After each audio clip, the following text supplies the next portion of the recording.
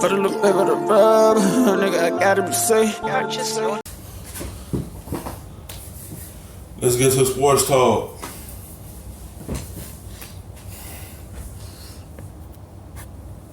About me, let me turn my TV off. You're the quarterback. You're playing bad football.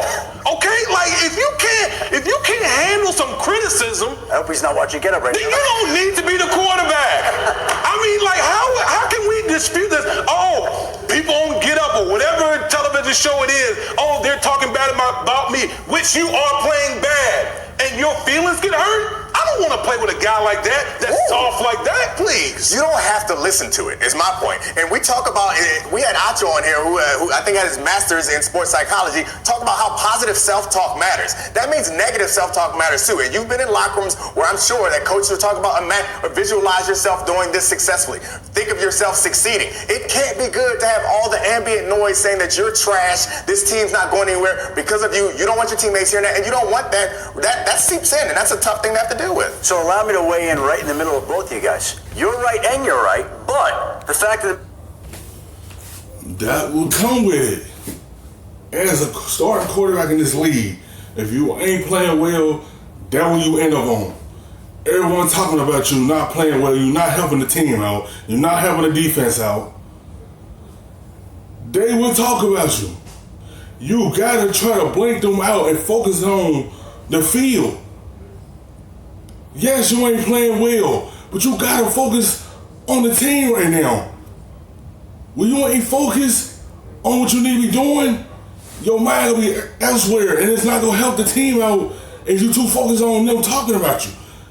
It's going to happen. They're going to see it. They're going to talk about it next morning. You gotta learn how to blank them out. They're going to talk about you. Especially if you are the key piece of that team as a quarterback, that will come with it. When you ain't putting up the numbers, you ain't playing well for your team to lead them to a playoff, Super Bowl, they gonna talk about you. matters, Michaell Trubisky can very quietly go to the team and say, turn off the TVs. We don't need to talk about this in public and tell everybody that I am sensitive to all the talk that's going on around me. Yeah, nobody wants to hear negative talk. That's the way it is. Nobody likes the criticism, but don't give a public that is already questioning you and criticizing you more fodder to question you about. Greeny. Shefty is so exactly right. Let me break this down to you. We're talking about the monsters of the Midway. Right. Okay, when I think of monsters, I'm thinking like Dick Buckus, Mike Singletary.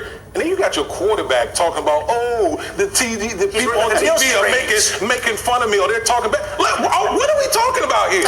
I understand what you're saying. I think Shefty has it exactly right, because here's the bottom line. Everyone deals with criticism differently. All of us are on one level or another in the public eye, and we have been criticized at different times for different things. And everyone handles that a little bit differently. Some people use it as motivation. They use it as fuel. They love it. They're looking for people to criticize them. Others, it does defeat them a little bit. But the last thing in the world you should do, if you were Michaell Trubisky and you were the quarterback of the Chicago Bears, Shefty has it exactly right. You do not go out and say publicly, right now I'm turning off all the TVs because I cannot listen to Damian Woody criticizing me anymore because he doesn't know what I'm going through. It's running. You gotta have thick skin, because that's what's gonna happen once them cameras turn on and you get in that field and play. That's what they gonna do. They is watching to see what mistake you're gonna make, what good plays you're gonna make. If you're gonna make the mistakes, if you're not gonna lead your team, they gonna talk about you the next morning. Soon as that cameras come on, be ready for the next morning. Them talking about you, criticizing you, or what you not doing for your team, the job you not doing for them. You gotta be prepared for it.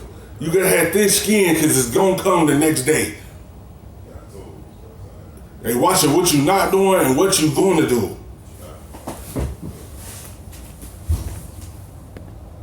On the bottom line of ESPN that Michaell Trubisky wants the TVs off and how as well to mute the criticism.